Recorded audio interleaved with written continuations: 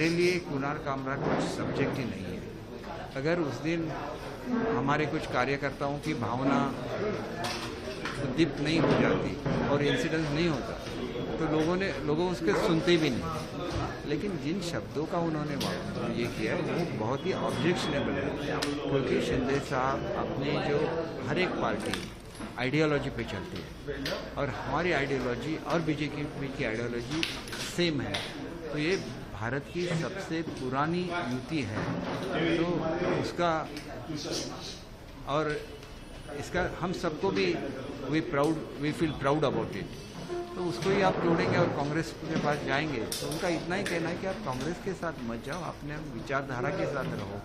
तो कोई गलत चीज़ नहीं थी, लेकिन उद्धव साहब ने उसको एक्सेप्ट नहीं किया। जब मेरे जैसा सीनियर एमएलए जाता है और उद्धव साहब को बोलता है कि सब लोग इकट्ठा बैठेंगे और इससे हम लोग कुछ वे आउट निकालेंगे, तो उद्धव साहब ने क्या बोला, आप भी उनके साथ चले जाओ। तो इनके इस तरह के एटीट्यूड की वजह से हुआ है, ना कि शिंदे साहब कुछ मांग रहे थे।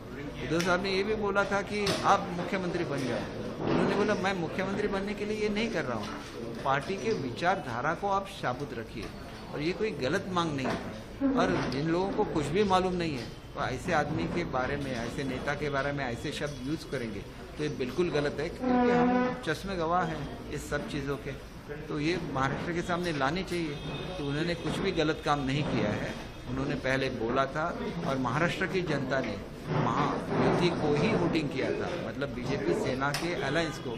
तो ये उनका अपमान है, मतलब जो मैंडेट आपको दिया है जनता ने, जनता का अपमान है। तो जनता का अपमान नहीं होना चाहिए, क्योंकि जनता सर्वोच्च है लोकशाही में।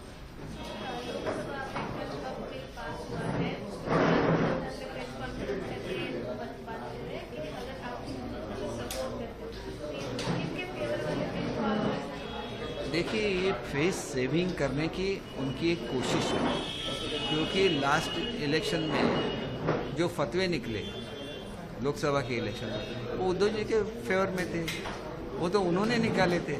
आज वो फेस सेविंग करने की कोशिश कर रहे हैं, क्योंकि आज तक जो मुस्लिम समाज समझता था कि बीजेपी सेना उनके खिलाफ है, वो मोदी जी ने गलत साबित किया। उन्होंने गरीब से गरीब मुसलमान की मदद करने की कोशिश की, क्योंकि वक्फ बोर्ड एक मैनेजमेंट, असेट मैनेजमेंट करने का प्लेटफॉर्म है। और असेट मैनेजमेंट करते उससे कुछ आप जो क्रिएट करते हैं वो बच्चों के पढ़ाई के लिए, उनके कल्याणकारी योजना के लिए जाना चाहिए। यही इसका मतलब है। आज तक महिलाओं के उसमें प्रतिनिधित्व नहीं था, वो मिल गया। मुस्लिम समाज में जो बिछड़े वर्ग है उनको प्रतिनिधित्व नहीं था, वो मिल गया। तो वो समाज के लिए अच्छा किया। इसलिए जो प्राइम मिनिस्टर है, जो भी सत्ताधारी पक्ष है, उनको सब समाज के बारे में सोचना चाहिए। हम किसी समाज के खिलाफ नहीं है, लेकिन तुष्टीकरण के खिलाफ है। आप सिर्फ वोटों की राजनीति मत कीजिए, उनको भी एक आदमी के जैसे देखिए और उनका भी कल्याण कीजिए। इसमें मोदी साहब विश्वास करते हैं और हम सब लोग विश्वास करते हैं।